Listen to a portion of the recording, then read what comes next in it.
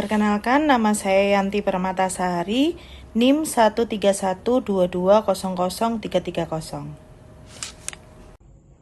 Perkenalkan, nama saya Farah Salsabila Zura Putri, NIM 131212316. Perkenalkan, nama saya Rema Sefri Fatrozi, NIM 13122000288. Perkenalkan, saya Salsa Beranova dengan NIM 13122000259. Perkenalkan, nama saya Nikita Rafa Sahara dengan NIM 13121200275. Saya Gigermi Fauzan, NIM 13122000276. Kasus tragis yang menimpa seorang siswi SMP berusia 13 tahun di Palembang yang diketahui diperkosa dan dibunuh oleh 4 remaja telah memicu perdebatan mengenai efektivitas undang-undang sistem peradilan pidana anak di Indonesia, yang mana diketahui dari 4 pelaku hanya 1 yang ditahan dan 3 lainnya dikirim ke panti rehabilitasi tanpa adanya penahanan yang formal. Dalam kasus kejahatan berat seperti ini, banyak pihak yang merasa hukuman maksimal 10 tahun dan atau rehabilitasi terlalu ringan dan tidak akan memberikan efek jera yang memadahi.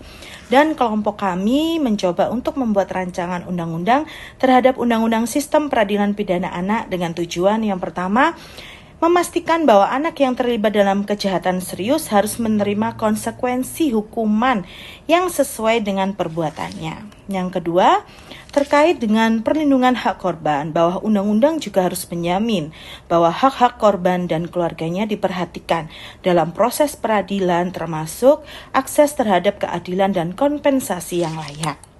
Kami berharap dengan adanya rancangan undang-undang Sistem Peradilan Pidana Anak yang dibuat oleh kelompok kami diharapkan dapat menciptakan sistem peradilan yang lebih responsif terhadap dinamika kejahatan yang melibatkan anak, sekaligus memastikan keseimbangan antara perlindungan hak anak dan penegakan hukum yang adil bagi semua pihak yang terlibat. Selanjutnya saya akan menjelaskan mengenai pembentukan peraturan perundang-undangan. Pembentukan peraturan perundang-undangan sendiri adalah pembuatan peraturan perundang-undangan yang mencakup tahapan perencanaan, penyusunan, pembahasan, pengesahan atau penetapan, dan pengundangan. Proses pembentukan undang-undang itu sendiri dimulai dari perencanaan dengan menyiapkan rancangan undang-undang. Rancangan undang-undang itu dibuat harus disertai dengan naskah akademik, kemudian tahap pembahasannya di lembaga legislatif hingga ke tahap pengundangan. DPR sebagai lembaga legislatif memiliki tugas dalam pembuatan undang-undang, merencanakan dan menyusun program serta urutan prioritas pembahasan rancangan undang-undang, baik untuk satu masa keanggotaan DPR maupun untuk setiap tahunnya, dan membantu serta memfasilitasi penyusunan rancangan undang-undang usul inisiatif DPR. Proses dalam perancangan undang-undang di Indonesia terdiri dari 5 tahapan. Yang pertama, perencanaan. Proses ini dilakukan melalui program legislasi nasional yang menyusun daftar rancangan undang-undang berdasarkan prioritas. Hal ini melibatkan DPR, DPD, dan pemerintah untuk menentukan kebutuhan hukum masyarakat. Yang kedua, tahapan penyusunan. Pada tahap ini, rancangan undang-undang disusun termasuk pembuatan naskah akademik yang menjelaskan latar belakang dan tujuan rancangan undang-undang tersebut. Selanjutnya, tahapan ketiga dalam perancangan undang-undang adalah tahap pembahasan, yaitu rancangan undang-undang yang telah disusun dibahas dalam rapat antara eksekutif dan legislatif, meliputi 2 tingkat pembicaraan. Yang pertama, di tingkat pertama itu di komisi, dan tingkat kedua itu di rapat paripurna untuk pengambilan keputusan. Yang keempat, ada pengesahan. Setelah disepakati, rancangan undang-undang tersebut disahkan di undang-undang melalui proses formal yang ada di DPR. Kemudian rancangan tersebut ditandatangani oleh Presiden. Yang terakhir, ada tahapan pengundangan. Undang-undang yang telah disahkan diumumkan dalam lembaran negara untuk memberikan kepastian hukum dan informasi kepada publik. Di sini saya akan menjelaskan apakah RUU sesuai dengan Pancasila, Undang-Undang 1945, atau cita-cita nasional. Nah, yang pertama, Pancasila sebagai dasar ideologi. RUU ini dibuat harus mencerminkan nilai-nilai yang terkandung dalam Pancasila. Misalnya di sila pertama, yaitu ketuhanan Maha Esa. RUU harus menghormati keberagaman agama dan kepercayaan di Indonesia. Contoh, RUU pendidikan mencakup kebijakan untuk memastikan pelajaran agama yang diberikan sesuai keyakinan siswa. Lalu sila kedua, kemanusiaan yang adil dan beradab. RUU ini harus memastikan hak asasi manusia yang dihormati. Contohnya di RUU Tindak Pidana atau TPKS. Ini dirancang untuk melindungi korban kekerasan seksual dan memastikan keadilan bagi mereka.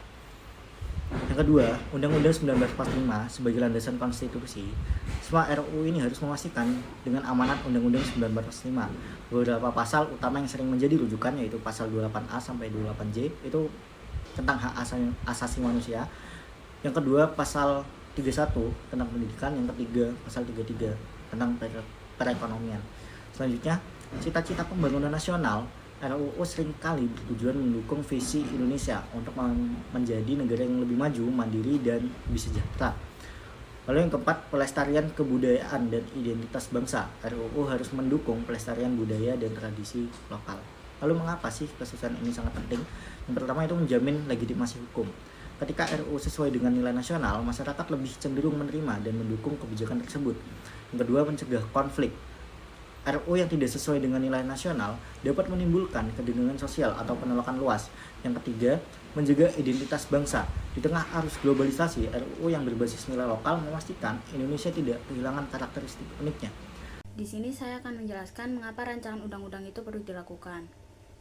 Jadi seiring berjalannya waktu, pasti perilaku masyarakat juga berkembang dan kehidupan masyarakat juga pasti berubah, serta adanya aturan-aturan yang sudah memang tidak sesuai dengan kebutuhan masyarakat, serta adanya tuntutan untuk menyempurnakan aturan dasar seperti tatanan negara ataupun hak asasi manusia. Peraturan perundang-undangan itu bisa dirubah dengan cara menambah materi, menghapus materi, atau menambah beberapa bagian materi yang ada di dalam peraturan perundang-undangan. Sehingga alasan kami melakukan rancangan undang-undang pada sistem peradilan anak ini untuk merubah beberapa aturan yang ada di dalam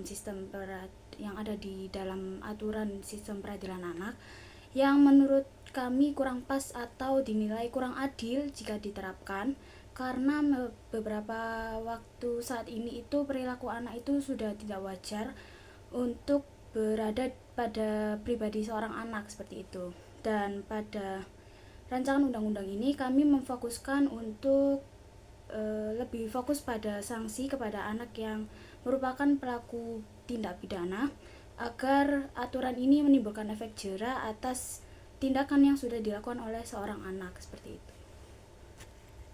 Selanjutnya terkait hal baru apa yang diatur di dalam rancangan undang-undang ini namun belum diatur atau tidak diatur di dalam undang-undang yang sebelumnya adalah pemberian hukuman pidana penjara terhadap anak sebagai pelaku tindak pidana.